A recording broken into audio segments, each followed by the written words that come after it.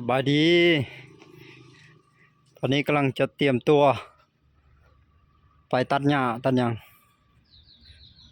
มากวดเซ็กเบิ่งสภาพรถอีแตนก่อนรถอีแตนนี่พี่น้องเอ้ยตั้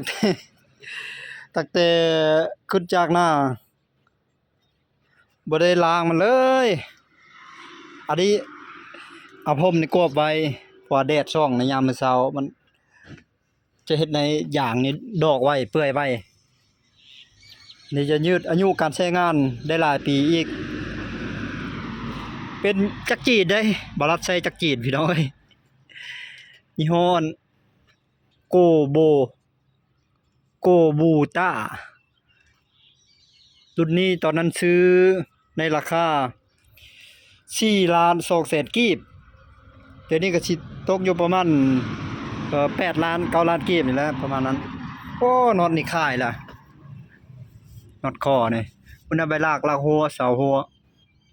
เสาลากหัวอันนี้อายุนี่20 ปลายปีแล้วเด้25 26 ปีแล้วพี่น้องเฮ้ยไปซื้ออยู่เซโนอันนี้นะระบบคันกอคันเกียร์กาสร้างสยามคูบต้า NC 131ไปซื้อปี2000ไปซื้อระบบตัวทางนี้ทางพ่วงทางม็อกมันนี่เฮ็ดใหม่เท่านึงแล้วได้นี่ตัวมัน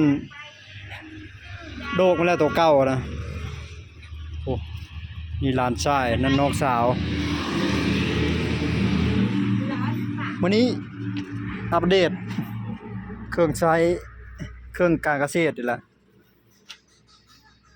น้ำมันซึมเลยรุ่นนี้โอ้บ่คักเลยพี่น้องเอ้ยโอ้ซื้อเครื่องจักรนี่ฮะก็ซื้อปี2021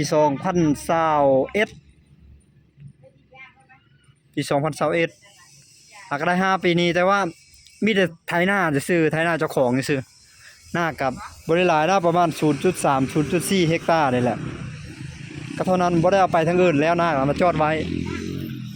น้ำมันเครื่องย้อยหมดเลยตัวนี้ไฟหน้าก็บ่หุ่งแล้วบ่ลุกบ่สว่างแล้วใช้การบ่ได้แล้วเดี๋ยวเบิ่งทางนี้อีกสภาพตัวนี้นี่คันตัวนี้ก็เปลี่ยนลายเทื่อเปลี่ยนแล้วตัวนี้สายคันเลี้ยวนี่ตรงนี้คือกันลายเทื่อแล้วตัวนี้นี่ยังบ่ได้เปลี่ยนแต่ว่ามาเปลี่ยนอยู่พี่มาเปลี่ยนบ่อนนั่นน่ะอีหยังมันอยู่นี่เขาเอิ้นว่าพวกเบรกพวกหยังนั่นแหละ1 เทื่อเปลี่ยนเบรก1 เทื่อตัวนี้มักล้อนี่ก็เปลี่ยน1 เทื่อและบีนี่ลูกปืนล้อนี่ส่วนตัวนี้ก็เช็คเท่านึงแล้วตัวนี้เช็คตัวนี้น้ำเข้าอะไรมันค้างสำคัญคือเวลาใช้งานแล้วเราจะไปจอดตากฝนเด้อพี่น้องเด้อขับไปจอดตากฝนนี่ตัวนี้นี่น้ำมันมาเข้าอยู่นี่จุดนี้มันจะเกิดสนิมแล้วมันค้างใช้งานดีๆอยู่แล้วมาจอดไว้แล้วจอดกลางฝนประมาณ 3-4 วัน 5 วันนี่แหละพอดีจะมาใช้งานอีกแข็งเลย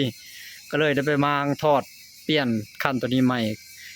ก็หมดเงินไปหลายเติบอีแหละก็ใช้งานมัน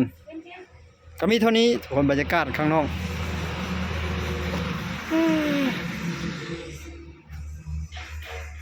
สภาพตอนนี้เวลา4 โมง